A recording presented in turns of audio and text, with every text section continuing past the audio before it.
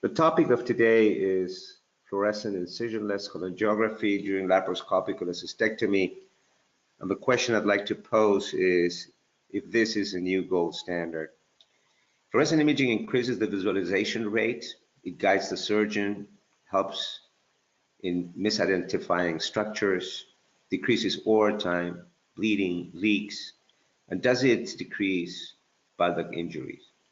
All these are potentials for this new imaging technology that I would like to discuss with you today.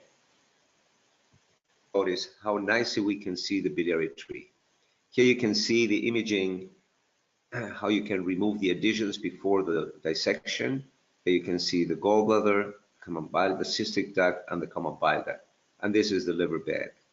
Then we get to the critical view, which is so important, how the surgeon can not only look at something, but also touch with white light or with near-infrared light.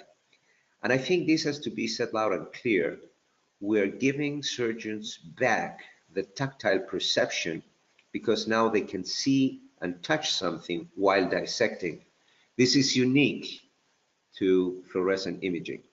Another nice maneuver that Fernando described is the reflux maneuver that will allow you to see nicely, as you can see here, the cystic duct emptying into the gallbladder.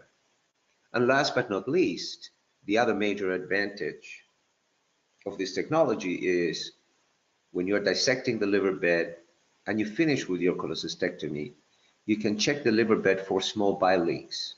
You can check the liver bed for Luschka ducts, which are accessory ducts that you can otherwise not see using conventional cholangiography. Again, the major difference between conventional cholangiography and this technology is that this is a dynamic view that is accompanied with the movement of the surgeon, with tactile perception.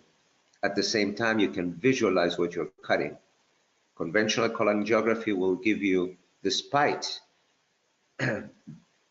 all the efforts to use, fluorescence, will give you a static view that you cannot repeat while you are dissecting.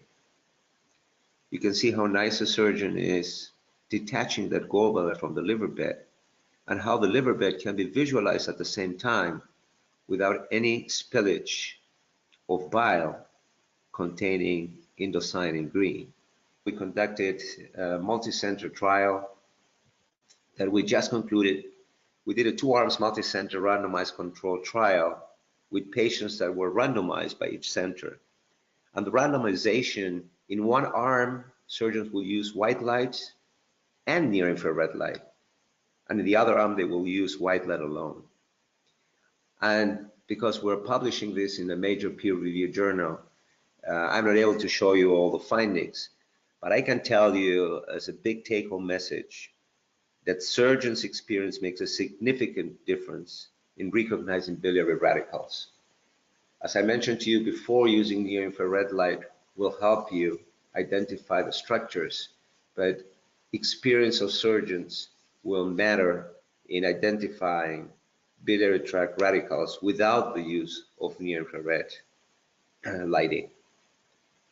And one of the things we observed in the group with near-infrared light in this multicenter trial was that if you use near-infrared light and white light, you had no common bile duct injuries, 0%.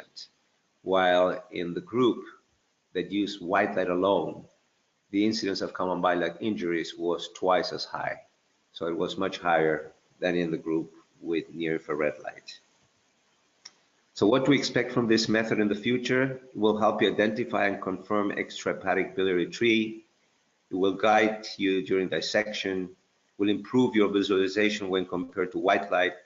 It will help residents in the OR to learn faster and educators to be safer teachers. And it will complement other methods by giving you more information. A big question that I get posed all the time, and what happened with a common bile duct stone? Well, this technology is not meant to replace cholangiography for biliary tract. This technology is meant to complement white light for safe operation and to minimize, if possible, to get to disappear injuries to the biliary tree. I would like to invite